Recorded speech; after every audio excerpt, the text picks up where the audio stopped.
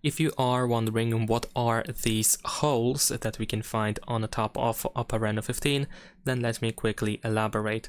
So this hole over here is the speaker. This is the hole for the secondary speaker, and over here in this place we have the infrared sensor,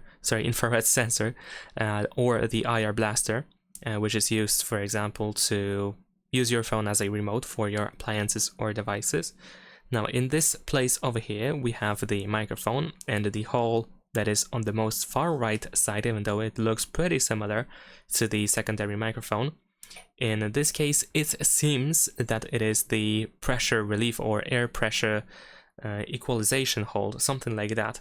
I'm not really certain, I don't want you to quote me on this, but it seems that this is just the external air pressure hole, which seems to be present on smartphones with high IP ratings, just like it is in the case of OPPO Reno 15. However, I cannot find the official documentation or any official reference of the description of these holes, so this is just my best guess.